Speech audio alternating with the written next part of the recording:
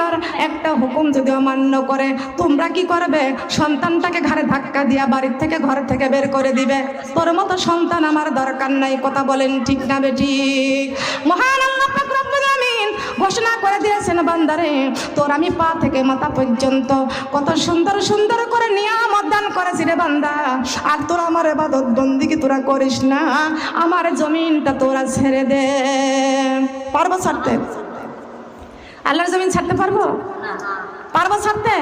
তাই আল্লাহর জমিন যখন ছাড়তে পারবো না, তাহলে আমাদের 5 ওয়াক্ত নামাজের মধ্যে দরকার আছে না আল্লাহর সাথে মহব্বত?